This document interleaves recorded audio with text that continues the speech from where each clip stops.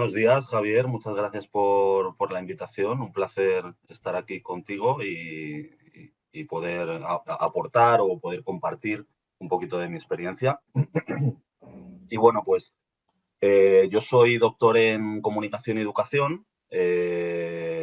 Actualmente soy profesor del Departamento de Teoría de la Educación y Pedagogía Social en la UNED, pero en realidad yo soy educador social de formación. Yo hace muchos años estudié educación social, me dediqué al tema de la educación social, entonces siempre he estado interesado en el ámbito de la educación no formal, la educación en contextos con poblaciones en riesgo de exclusión, etcétera.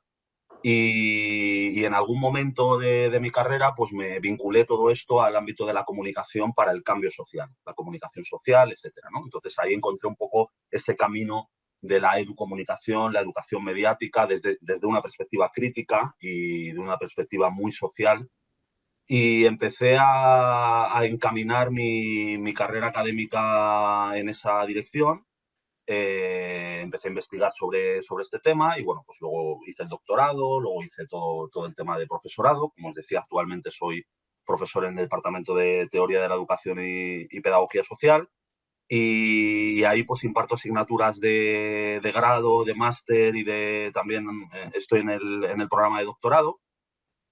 En el grado imparto asignaturas de educación social, de las titulaciones de educación social y de pedagogía. Y luego en la parte de investigación, pues he seguido investigando en este ámbito de la comunicación y educación, de cómo se relaciona eso con los movimientos sociales también, etcétera.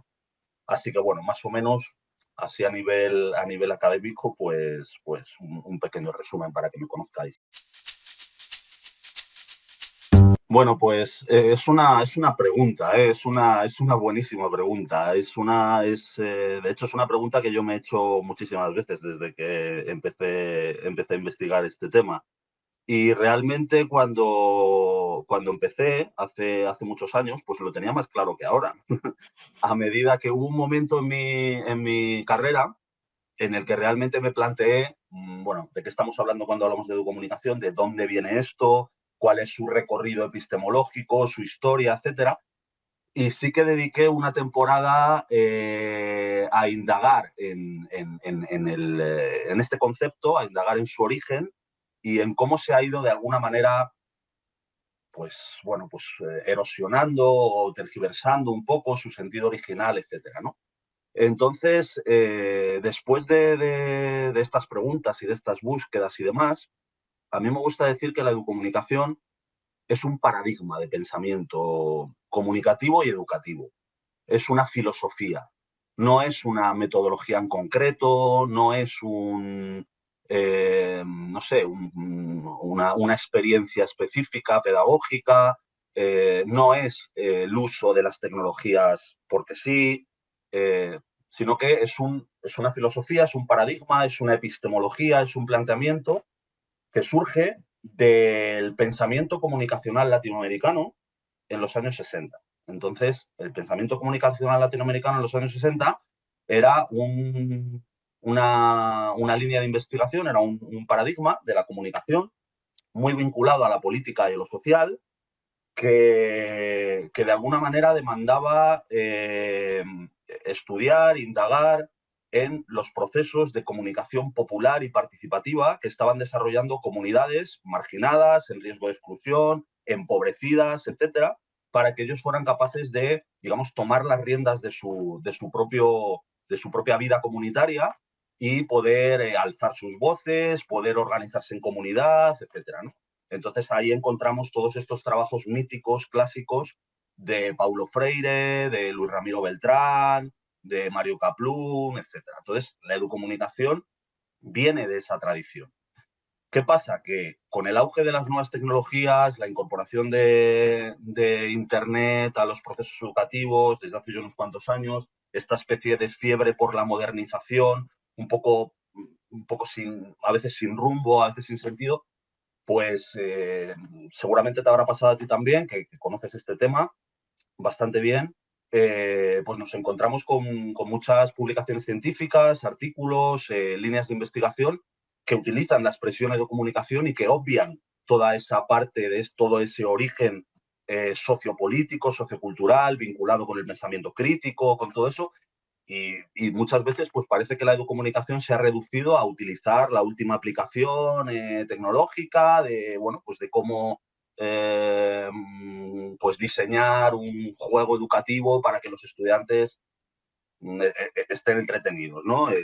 Aunque sea un poco una exageración, pero tengo la impresión de que toda esa, digamos, esa perspectiva sociopolítica, que es lo que da sentido a lo que es la educomunicación y lo que de alguna manera establece esa base de esa filosofía y ese paradigma, pues se obvia, se olvida, se ignora o simplemente se desconoce. Entonces, a mí me gusta mucho acudir a toda esa tradición y a toda esa corriente para darle sentido en el contexto actual, porque esto es otra cosa. Hay que hablar también de contextos. Entonces, el trabajo de Paulo Freire hay que contextualizarlo donde trabajó Paulo Freire. O sea, es decir, ahora vivimos en otro contexto. Paulo Freire estaba trabajó en otros países.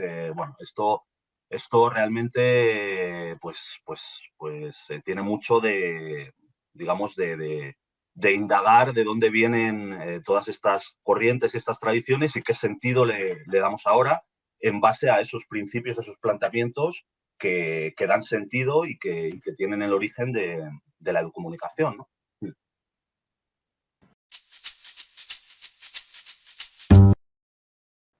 Bueno, yo creo que, y vinculando esta pregunta a lo que es la educomunicación, porque en realidad, bueno, de hecho hay una reflexión en torno a eso, pero no he aterrizado, digamos, en la respuesta, pues vinculando una cosa con la otra. O sea, creo que cómo se construyen las grandes narrativas ahora, bueno, pues creo que tiene mucho que ver con esta cultura que tenemos de la inmediatez, ¿no? Esta cultura que tenemos del tweet, del eslogan, digamos, del estereotipo también, de la velocidad con la que vivimos. Entonces, realmente las narrativas en la sociedad actual se construyen en base a clichés, en base a narrativas. O sea, es decir, de alguna manera parece que con ese tuit rápido, con ese titular, con esa imagen que acompaña a ese titular o no, con ese meme, con todo eso, construimos, ¿no? A nivel mental una narrativa en torno a qué es esta sociedad, qué dinámicas se establecen, ¿no? Cuáles son digamos, las narrativas y las contranarrativas. Y se hace en base a todo eso. Entonces, yo siempre echo mucho de menos y reivindico mucho el trabajo sobre el contexto. Entonces, creo que esto tiene mucho que ver con qué es la educomunicación. O sea, la educomunicación debería ser, o volviendo a esos orígenes de la comunicación para el cambio social, latinoamericana y tal, debería ser una herramienta para comprender el contexto y el porqué en este caso, del el ecosistema mediático en el que vivimos, ¿no? Entonces, no quedarte solo con ese titular, con ese tweet, no dejarte arrastrar por esa corriente pues que no nos permite pensar directamente, sino qué hay detrás de todo eso, qué hay detrás de ese titular, qué hay detrás de ese medio que está publicando ese titular, qué hay detrás de este enfoque de esta noticia, de esta narrativa, a nivel, por supuesto, a nivel periodístico, a nivel audiovisual, a nivel de todo lo que es el ecosistema mediático en el que vivimos y que estamos inmersos en todo eso y realmente no nos damos cuenta, ¿no? No nos damos cuenta de cuál es ese bombardeo,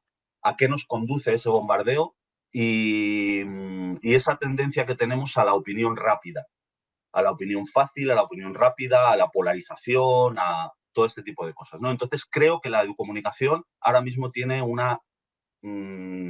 o debería tener, bajo mi punto de vista, el gran objetivo de desbrozar todo eso e ir a la esencia de lo que es la comunicación, ir a la esencia de lo que es la influencia de los medios de comunicación en nuestras mentes, de las pantallas en nuestras mentes y cómo todo eso nos condiciona y condiciona nuestra vida, ¿no?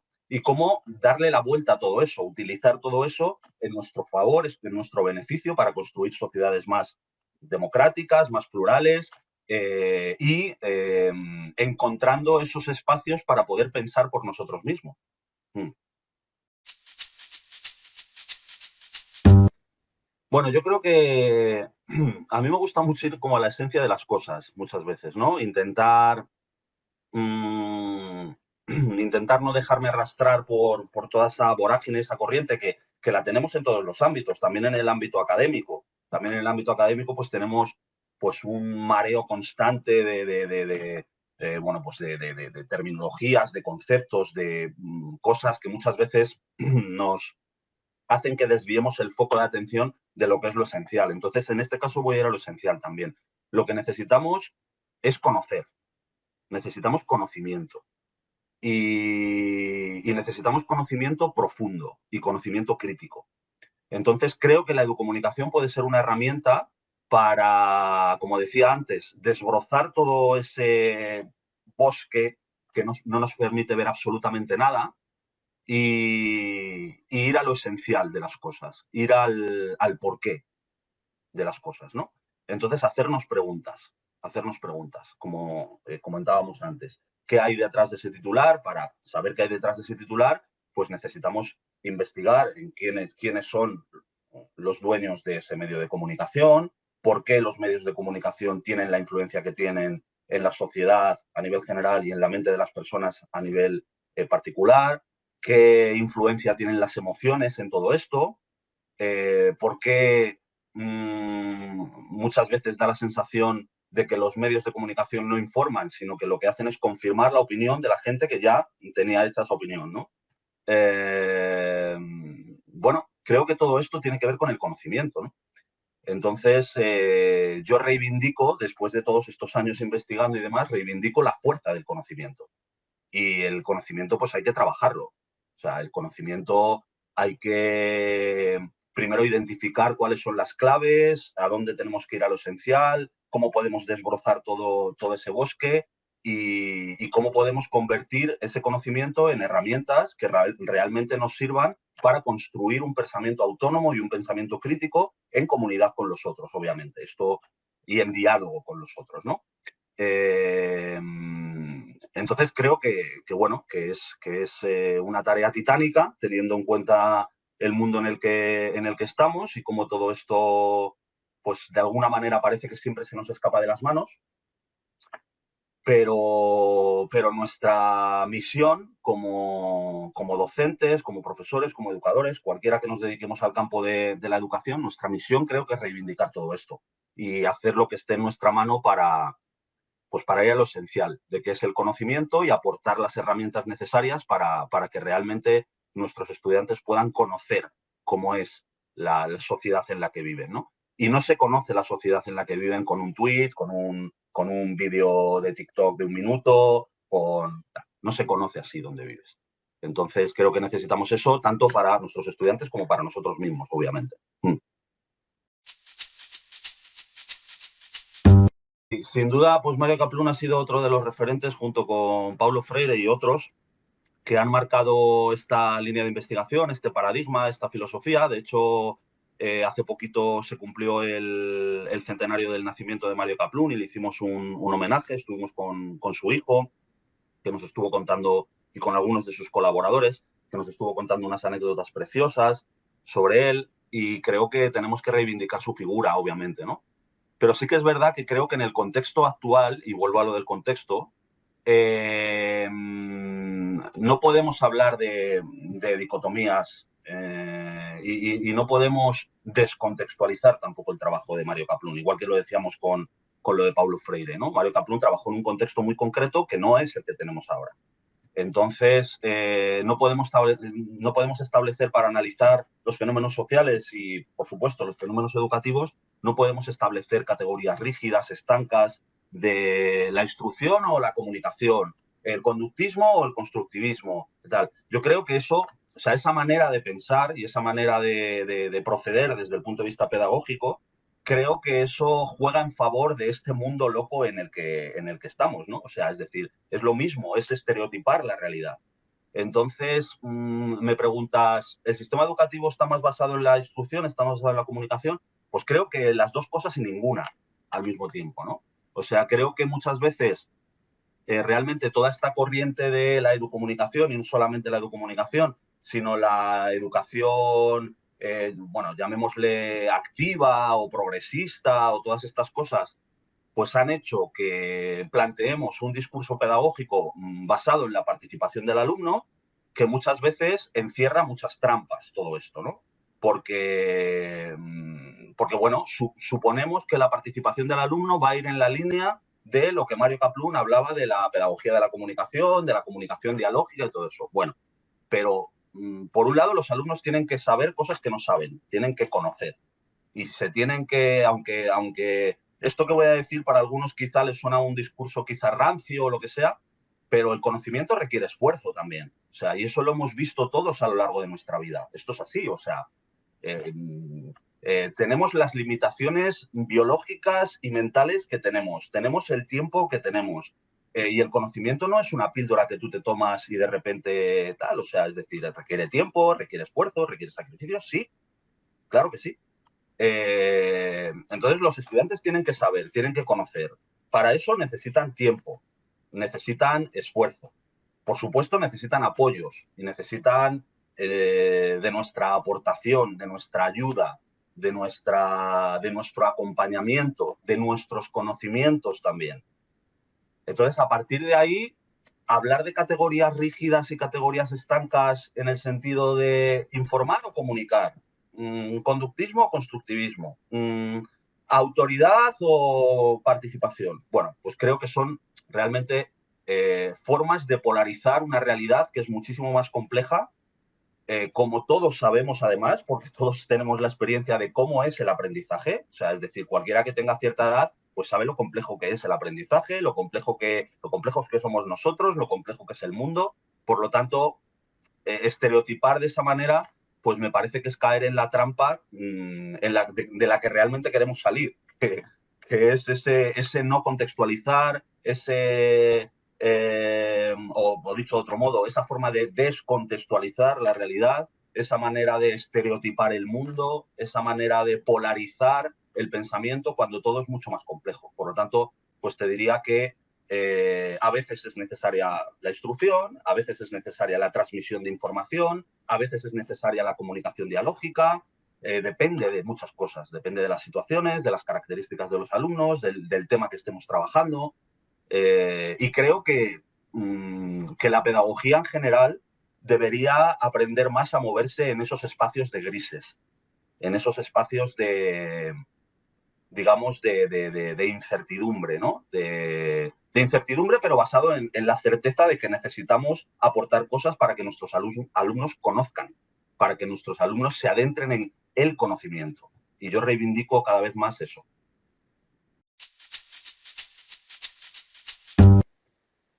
Bueno, en mi opinión, por supuesto, en su día el trabajo de Jean Cloutier fue muy luminoso y nos aportó muchas cosas, pero creo que ahora necesitamos reubicarlo, todo eso. Entonces, si nos guiamos por lo que ocurre en las redes sociales y en el ámbito estrictamente de las pantallas, digamos, que aquí, por supuesto, hay que puntualizar que no solamente esto es el mundo, o sea, el mundo es mucho más que lo que ocurre en Internet, etcétera. Bueno, hay evidentemente una retroalimentación entre lo que ocurre en Internet y lo que ocurre en el mundo, entre comillas, físico. Bueno, pero muchas veces nos da la sensación de que o parece que hemos como tratado de meter en un cajón, que es el cajón de Internet, de las pantallas, etcétera, el mundo, ¿no? Y, y, miramos el mundo a través de esas pantallas y nos creemos que todo lo que ocurre en esas pantallas es el mundo, pero realmente, digamos, la vida física continúa permanentemente, ¿no? Y se retroalimenta con el mundo físico y nosotros somos influidos también por el mundo físico permanentemente y a veces no nos damos cuenta y tal. Creo que de alguna manera también sobredimensionamos todo lo que ocurre en Internet. Esto es lo que quiero decir, ¿no? Por supuesto, sin quitarle importancia ni nada de esto, ¿no? Porque obviamente es una cosa que nos acompaña y obviamente forma parte de nuestro modo de vivir en la actualidad y lo va a seguir siendo con los cambios pertinentes, etcétera. Pero sí que es verdad que creo que de alguna manera sobredimensionamos todo esto.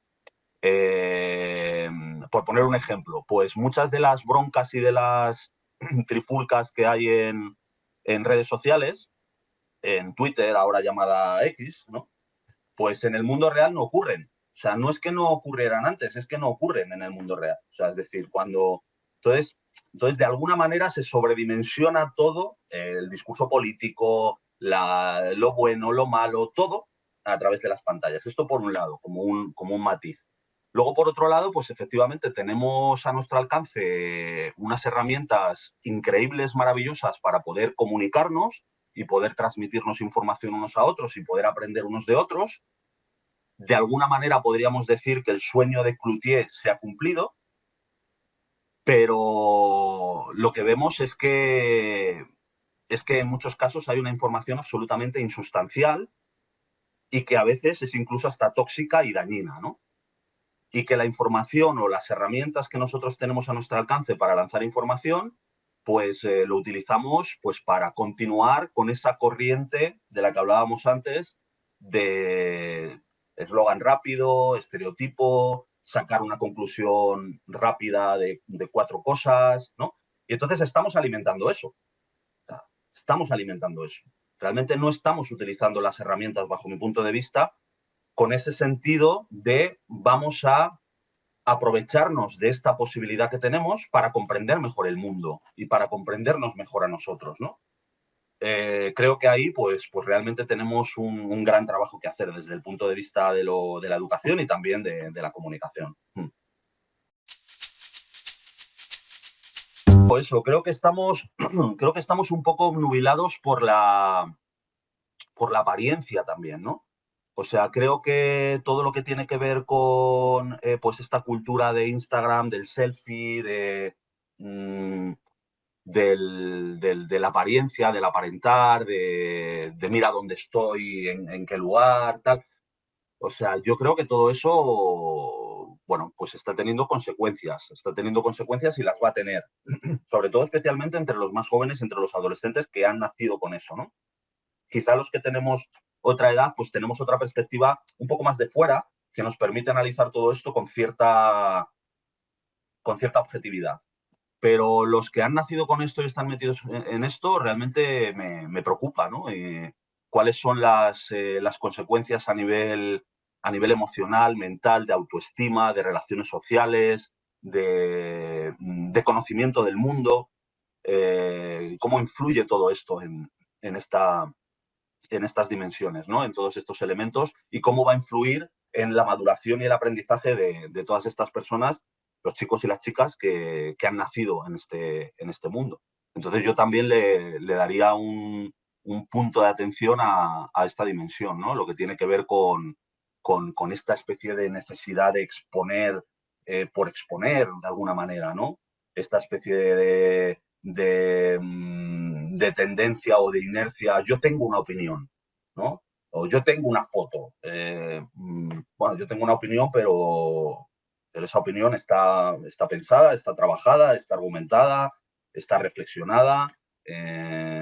Y yo tengo una foto para decir qué, para decir qué guapo, qué guapa soy, o estoy aquí, o estoy allá y tal, o qué quieres aportar con eso, ¿no? O sea, quiero decir, con esto no quiero decir que las pantallas o las redes sociales no deban tener también una dimensión lúdica, por supuesto la pueden tener, pero bajo mi punto de vista, volviendo a los clásicos, volviendo a Paulo Freire, volviendo a Kaplun, volviendo a Jean Cloutier, pues tenemos las herramientas que ellos soñaron para hacer algo que ellos criticaron. O sea, creo que esta es la situación. Hmm. Bueno, yo creo que es posible que haya experiencias, fenómenos como la del 15M, las primaveras árabes, etcétera, porque se han repetido a lo largo de la historia. Entonces, realmente el 15M, por ejemplo, que es lo que yo más conozco de ese ámbito, realmente el 15M pues, es el resultado de una serie de aprendizajes que llevaron a cabo los movimientos sociales desde hace muchos años. Entonces, el 15M, muchas cosas no las inventó el 15M, aunque bueno, si no conoces el tema, pues puede parecer muy novedoso y todo eso. Pero esa manera de construir un discurso público, esa manera digamos, de incorporar sus ideas, sus demandas en el debate público, etcétera, de tomar presencia en el debate público, de crear una identidad, todas esas cosas ya venían de movimientos sociales anteriores. Entonces, Los movimientos sociales al final es un fenómeno que van aprendiendo de unas generaciones a otras. Esto también está muy estudiado. Por lo tanto, pues cabría pensar que va a haber en el futuro explosiones o emergencias, digamos, ciudadanas parecidas o similares. La cuestión es, o la pregunta, creo que es ¿para qué? ¿De qué manera? ¿Y en qué sentido se va a hacer eso? ¿No? Porque ahora, por ejemplo, pues estamos también viendo levantamientos ciudadanos que podríamos decir ideológicamente,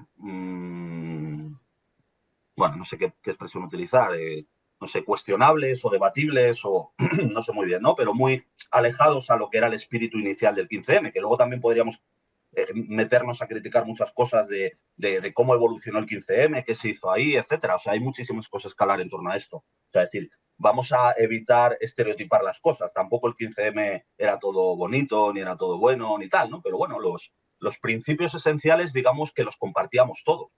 Era la demanda de la participación de la ciudadanía, de la democracia, de los derechos sociales, de quién puede estar en contra de eso, ¿no? Bueno, luego en lo que se convirtió todo eso ya es otra historia. Y como decía, pues pueden surgir movimientos diferentes al 15M o similares o utilizando las tecnologías que vaya a haber, pero lo que habría que preguntarse es ¿para qué van a surgir esos movimientos? ¿Con qué objetivo? ¿Quiénes están detrás de esos movimientos? Y eso es lo que tendremos que ver en el futuro, ¿no? Pero sí, claro, van a seguir apareciendo. En ese sentido, pues probablemente tendríamos que ver qué herramientas va a haber en ese momento, y una cosa que sí que nos han enseñado los movimientos sociales es que aprenden a adaptarse a las nuevas herramientas y a, digamos, reinventarlas de alguna manera, ¿no? Porque en el momento del 15M, año 2011, hace ya 14 años de eso, pues Twitter prácticamente era una herramienta de 4 frikis. Facebook ya estaba un poquito más desarrollada y tal, pero Twitter era una herramienta de 4 frikis y que no estaba pensada para eso. No estaba pensada para hacer lo que hizo el 15M con ella, ¿no? Y luego otra cosa que hizo el 15M, que me parece muy interesante y que los movimientos sociales también han hecho en muchos momentos, es no solamente reinventar herramientas que ya están creadas, sino también crear sus propias herramientas. Entonces ahí sí que hay digamos, un conocimiento en torno a las herramientas informáticas que ha acompañado también a los movimientos sociales desde la irrupción de Internet y cómo los movimientos sociales empezaron a utilizar Internet en los años 90, etcétera, que es una parte muy importante de su estrategia política y de su estrategia comunicativa, que es necesitamos expertos informáticos que controlen el código, que manejen el código para crear nuestras herramientas. Y ahí está toda la corriente esta de la filosofía del software libre, de las herramientas libres y tal. Entonces, al mismo tiempo que en el 15M se estaba utilizando Twitter, pues también se estaban utilizando redes sociales libres, creadas por el propio movimiento, ¿no? Con esta idea de la cultura hacker.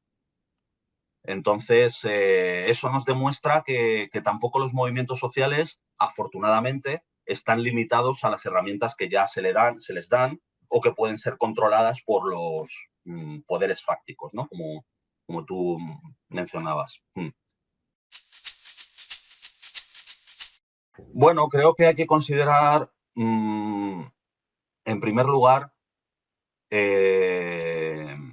las etapas educativas, ¿no? Y en base a eso, pues, el nivel de maduración emocional y cognitivo de los chicos y las chicas en base a los diferentes niveles educativos. Entonces, al final, pues tenemos que aplicar un poco de sentido común, igual que utilizamos con cualquier otra herramienta. O sea, es decir, a un chico o una chica de 8 años, pues no le ponemos a leer a Heidegger o a Lyotard o no le ponemos o no le sacamos a la calle para en medio de, yo qué sé, de la gran vía madrileña para que, con el riesgo de que le atropelle un coche o que le pase cualquier cosa.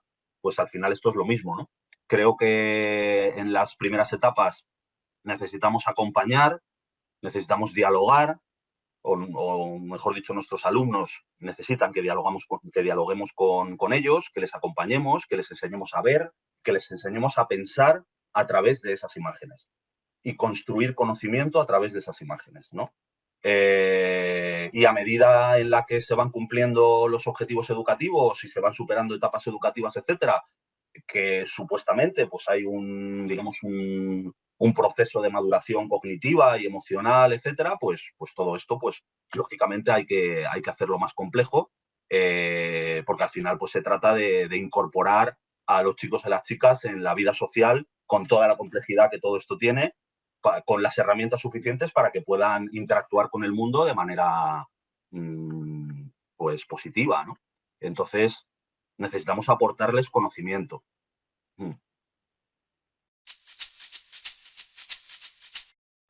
Bueno, yo diría que, volviendo un poco a lo que te comentaba antes, yo creo que hay que utilizar mucho, mucho el sentido común. Entonces, de la misma manera que cuando les enseñamos a un estudiante o a una estudiante a analizar un texto, y para analizar un texto les damos unos criterios y unos requisitos que tienen que ver con deconstruir un poco ese texto, o sea, es decir, vamos a ir detrás del texto. ¿Quién lo ha escrito? ¿Quién es este señor? ¿Quién lo publica? ¿Cuáles son las ideas principales? Bueno, pues creo que tendríamos que empezar a hacer lo mismo en el ámbito de las pantallas. Yo no soy un especialista en los diferentes niveles del sistema educativo, por lo tanto seguramente nos estarán escuchando otros especialistas que tengan un criterio mucho más definido en torno a cómo trabajar en las diferentes etapas del nivel del sistema educativo, pero sí que creo que hay que utilizar mucho el sentido común y que creo que hay que utilizar mucho el acompañamiento, el diálogo, como te decía antes, y el no tirarles a la jungla como si la jungla, pues por sí misma les fuera a dar los conocimientos y las herramientas que ellos necesitan. No, no, los conocimientos y las herramientas que ellos necesitan las tenemos nosotros. Entonces, tenemos que acompañarles en todo ese viaje y todo ese proceso. No podemos priorizar tampoco una herramienta por encima de la otra, no podemos pretender que interactúen ya con redes sociales cuando no conocen, por ejemplo, cuál es la dimensión ideológica que hay detrás de una película de Disney, por decir Ujú, algo, ujú. o la dimensión ideológica que hay detrás de un spot publicitario o de un programa de televisión, ¿no? Y eso tiene que estar, por supuesto, apoyado en un diálogo constante y en un trabajo de preguntar, de reflexionar, de acompañar, y a medida en la que el chico o la chica, pues bueno, pues va madurando en su pensamiento, en su conocimiento, etcétera, pues hay que ir pues avanzando en esa complejidad del mundo mediático, del mundo social, ¿no? Creo que eso sería como, digamos, como la idea general que nos tendría que acompañar. Pues en mi opinión, creo que de entre todos los retos que tenemos, que son muchísimos, obviamente el mundo de la educación pues es un mundo muy complejo, el ser humano es algo pues muy complejo, los profesores también somos muy complejos, los alumnos, el aprendizaje, todo, entonces tenemos muchos retos. Y a mí me gustaría pues destacar uno que tiene que ver con todo lo que hemos hablado hasta ahora, ¿no? Y, y es el reto de ser capaces de, de utilizar los medios y las tecnologías en nuestro beneficio y no para perjudicarnos y no en nuestra contra, ¿no? Y creo que para eso necesitamos ese conocimiento del que hemos hablado al principio, ese pensamiento crítico, esa reflexión, esa capacidad de darle al pause y pararnos y decir, bueno, ¿qué me están queriendo decir? ¿Qué hay detrás de este mensaje? ¿Qué puedo hacer yo con este mensaje? ¿Cómo lo puedo incorporar a mi cosmovisión, a mi mundo cultural y mental? ¿Hasta qué punto me condiciona? ¿Hasta qué punto las emociones que emergen en mí ante un determinado mensaje o ante una determinada imagen condicionan lo que estoy pensando? O sea, creo que también aquí el aprendizaje emocional, y aquí quiero hacer mención a un colega de la Universidad Pompeu Fabra, Joan Ferrés, que trabajó mucho la parte emocional a través de las pantallas. Tiene un libro además precioso que se llama Las pantallas y el cerebro emocional. O sea, creo que eso es una parte que tenemos muy descuidada. Y para mí el gran reto sería ese, trabajar todos esos elementos para que seamos capaces de utilizar las tecnologías y las pantallas en nuestro favor, en nuestro beneficio. Saber cuándo podemos utilizarlas, cuándo no, cómo nos influyen y que hay momentos en los que las pantallas no sirven para nada, en los que hay que hablar, hay que tocarse, hay que abrazarse, hay que mirar a los ojos de la otra persona, hay que sentir su presencia, y otros momentos en los que sí van a ser útiles, ¿no? Pero ¿para qué? ¿No? Creo que trabajar toda esa dimensión, que se podría resumir en esto, en utilizar las tecnologías eh, para nuestro beneficio, tanto a nivel individual como social y colectivo y democrático, etcétera, creo que esa sería la esencia del gran reto que yo destacaría. Sí, bueno, si hablamos del tema este de software privativo, software libre, pues yo lo tengo clarísimo. O sea, creo que hacen falta políticas públicas para apostar por el software libre. O sea, y esto tiene que partir de las administraciones. Esto es así. Entonces hay muchos docentes, muchos profesores y profesoras que seguramente no conocerán el software libre y que están de alguna manera pues ya acostumbrados a utilizar el software privativo toda la vida y que no se plantean otras opciones, pero las administraciones lo conocen, lo saben, lo han implementado en muchas comunidades autónomas o en algunas, y bueno, encontramos experiencias también fuera de España, exitosas. Entonces, creo que tiene que partir de ahí. Y luego, por supuesto, esto tiene que ir acompañado de un proceso formativo del profesorado acerca de por qué las tecnologías libres, cómo utilizarlas y cuándo no utilizarlas.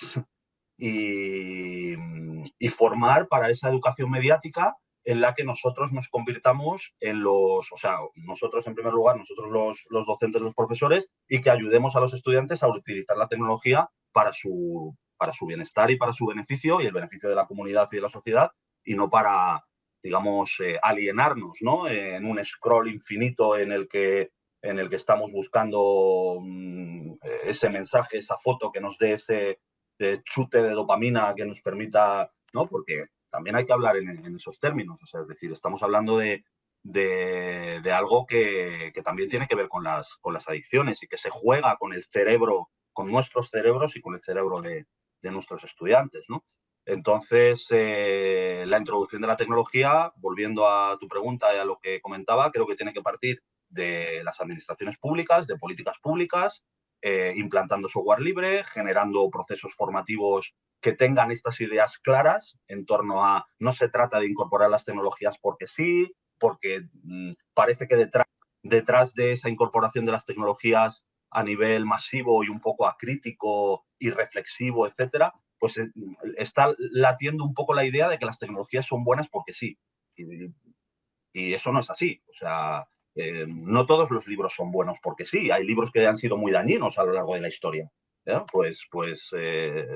Pues las tecnologías lo mismo. Y en todo caso, lo que hay que tratar es de incorporarlas con ese pensamiento crítico y con esa concepción de que lo que necesitamos es conocer y aportar conocimiento para utilizarlas en nuestro beneficio y de manera positiva.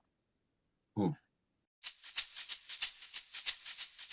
Pues es una pregunta compleja también, que me obliga pues a focalizar y a decantarme. Creo que hay muchas cosas en las que tenemos que formarnos. Creo que por un lado, pues creo que hay que reivindicar de alguna manera, digamos, la belleza de la profesión de educador, y que eso tiene mucho que ver bueno, pues con un término que seguramente no es muy científico, que es la vocación, ¿no? Pero la vocación no como algo divino que te viene y tal, sino de la vocación como un elemento que se forma también, ¿no? Entonces creo que hay que darle prestigio al prestigio que merece la educación en nuestra sociedad, y creo que de esta manera pues pondríamos la primera piedra para que los que llegan a ser profesores pues sean los mejores. Los mejores en el sentido de que primero han reflexionado profundamente acerca de qué significa educar, qué significa acompañar, ¿no? ¿qué han pensado acerca de cuál es el valor de acompañar y de educar y cuál es el valor del conocimiento y qué pueden aportar ellos a la sociedad? O sea, creo que todos estos valores un poco románticos en torno a la profesión de la educación, creo que se han convertido en papel mojado, creo que se han perdido y creo que hay que reivindicarlos. Da la sensación de que a la carrera docente, entre comillas, puede llegar cualquiera independientemente de cuál sea su vocación y si, bueno, y si le interesa mucho o poco la educación o a lo mejor lo ve como algo práctico y etcétera. Y quiero decir, bueno, pues es una manera legítima también de llegar, pero si nos ponemos utópicos e idealistas, pues a todos nos gusta pensar que los profesores que están ejerciendo como docentes en los diferentes niveles del sistema educativo aman su profesión. O sea, es decir, creo que esto es indiscutible. Si pensamos en la situación ideal, o sea, necesitamos profesores que amen su profesión.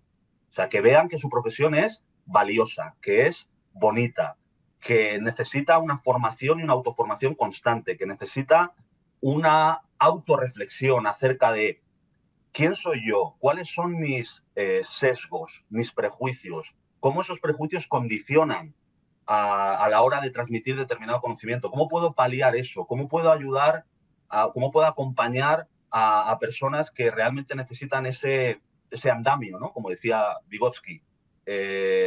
Bueno, creo que dentro de todo esto, pues primero necesitamos reivindicar la profesión docente y el valor de educar, ¿no? Y, y en segundo lugar, muy relacionado con todo esto, pues creo que hay que acompañar también no solamente a los profesores, sino también a los docentes en todo este proceso y en todo este viaje. Y que ellos se sientan reconocidos y se sientan importantes en la sociedad, ¿no? Y para esto también pues hace falta que las administraciones públicas pues le den una vuelta a todo esto y que se construya un relato social en torno a qué significa la educación, qué es educar, ¿no? La educación, desde ese punto de vista, rara vez aparece en los medios de comunicación, por ejemplo. O sea, a mí esto me llama muchísimo la atención. No sé si me estoy desviando de la pregunta que me has hecho, probablemente sí, porque me voy un poco por las ramas a veces, pero me llama mucho la atención que la educación no aparece en los medios. Aparece cuando hay un escándalo, cuando no sé qué profesor ha abusado de no sé qué, o de una alumna, o de... ¿sabe? Y entonces la gente no sabe lo que es realmente el trabajo de un profesor en ningún nivel educativo, ¿no? O sea, a mí me pasa en la universidad y a ti te pasa en tu ámbito educativo igual, ¿no? Seguramente, que tú hablas de tu trabajo y tal y la gente se te queda mirando como diciendo, no sé de qué me estás hablando. O sea, no tienen ningún referente. O sea, resulta que todo el mundo tiene referentes acerca de qué hace un químico, qué hace un director de cine, qué hace un influencer, por supuesto, pero, pero los que no trabajan en educación, nadie sabe qué hacemos los que trabajamos en la educación, ¿no? Y creo que eso es muy significativo de qué está pasando. Entonces, por ahí hay una beta, hay un vacío que tenemos que cubrir en el sentido este que trato de explicar, ¿no? De reivindicar nuestra profesión y de reivindicar la valía y el valor de nuestra profesión.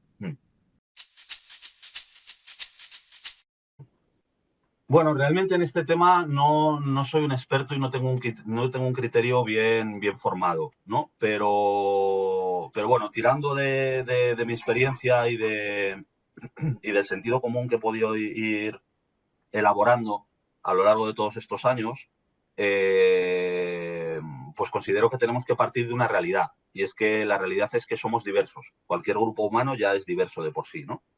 Y, y esto lo vemos en cualquier contexto. O sea, en el contexto de la comunidad de vecinos o en el contexto del pueblo en el que vas a veranear o en el contexto del aula, no necesariamente porque haya alumnos de otras etnias o de otras culturas, incluso, por supuesto, más cuando los hay, pero la diversidad es una realidad. Y entonces tenemos que convertir la diversidad en un aliado en todos los sentidos y no en una traba. no en un problema, ¿no?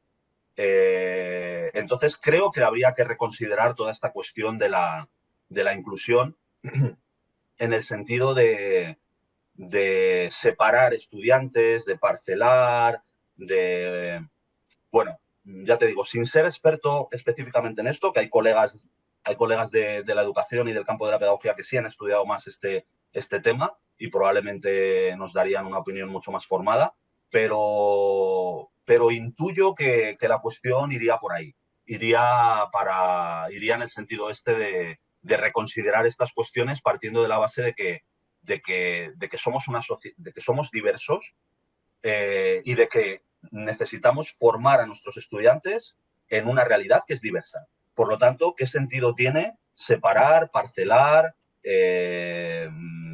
diferenciar? ¿No?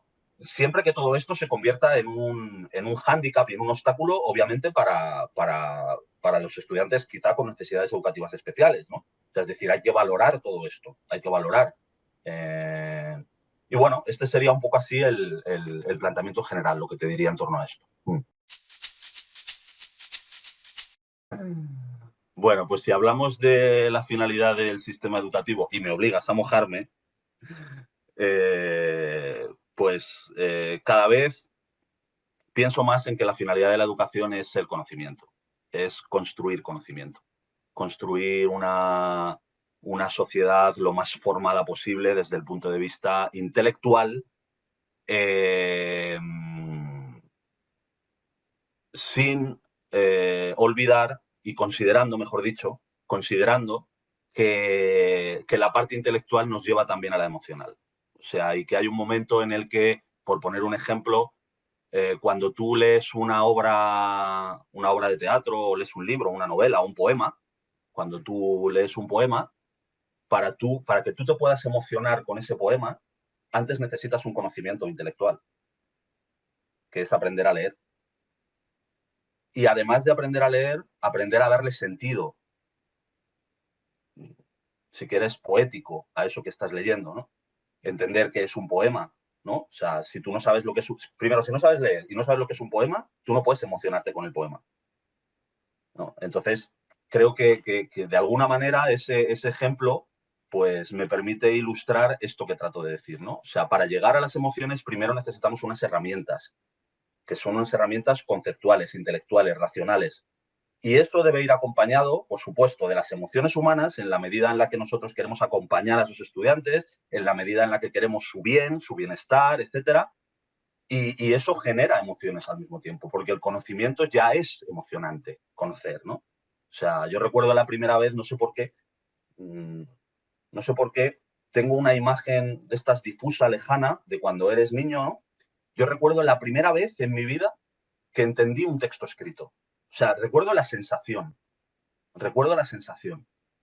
Y mira, se me ponen los pelos de punta de pensarlo. O sea, a mí el hecho de ver esa palabra, que no me acuerdo cuál era, en la pizarra de la maestra y entender que eso tenía un sentido en la realidad, que no eran códigos, a mí o sea, me dejó maravillado. O sea, me dejó maravillado. Dije, wow, eso es la lectura, ¿no? Entonces, ¿cómo llegué yo a emocionarme con eso? Porque había un trabajo intelectual previo, había un conocimiento. Yo conocí eso y por lo tanto me di cuenta, tomé conciencia y me emocioné. Creo que esto tiene que ser la clave. A ver, es que más que una experiencia concreta, tengo ahí como pequeños ejemplos de lo que tiene que ver con de lo que tiene que ver con la humildad, ¿no? Con ser humilde con tu profesión.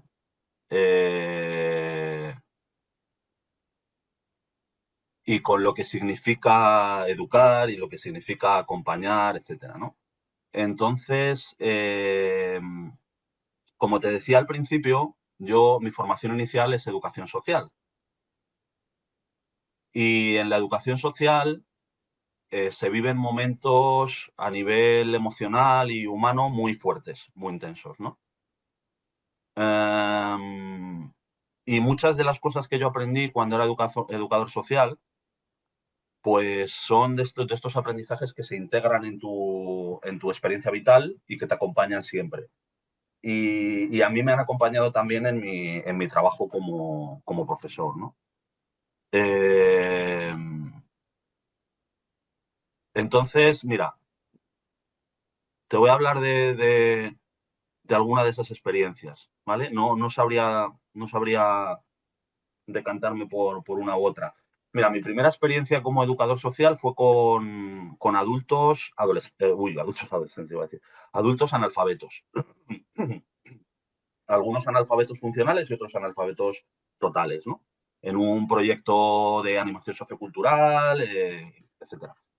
Y yo llegué ahí pues con poca experiencia, o sea, yo en ese momento creo que estaba empezando la carrera de educación social y demás, aunque ya era, vamos, ya tenía mis años, porque también mi trayectoria a nivel académico también ha sido curiosa, porque yo no tengo, digamos, un proceso normal de terminar, empezar la universidad, sino que yo tuve un parón, estuve trabajando, volví a estudiar más adelante, ya cuando tenía mis años, terminé la carrera mucho más tarde que de lo habitual, etcétera. Entonces, yo no era tan joven en ese momento, pero sí que es verdad que era un inexperto. Y, y entonces, cuando fui yo a este proyecto de animación sociocultural con adultos mayores, era un inexperto, pero era tan inexperto que me creía que sabía algo, ¿no? Que luego con la experiencia pues te desmiente todo esto, ¿no? Te da de bruces con la propia realidad. Entonces, pues de alguna manera iba yo un poco con el pequeño orgullo este oye, si es que yo estoy estudiando esto y tal, y por supuesto les voy a enseñar un montón de cosas a estos señores y a estas señoras que no saben leer ni escribir, pobrecitos, pero tal, ¿no? Con ese espíritu un poco paternalista. Y, y cuando tuve esa experiencia, me di cuenta de la importancia de la humildad, en primer lugar de la mía. O en ese caso de la falta de humildad y de la necesidad de que yo tuviera que trabajar en eso. Porque aunque esos señores y esas señoras no supieran leer y escribir, tenían una experiencia vital tan enorme, tan rica, que llegaba un momento en el que decía, ¿y por qué es tan importante leer? Si todas estas personas que hay aquí han sido capaces de relacionarse, de formar sus parejas, no solamente de sobrevivir, sino de vivir pues, en unas condiciones dignas, aceptables, de amar, de compartir, de divertirse, y no saben leer. Y, o sea, ¿cuál es esa imposición tan tremenda de la sociedad que nos obliga? Fíjate que estamos hablando de la lectura, una cosa que damos por hecha y tal, ¿no?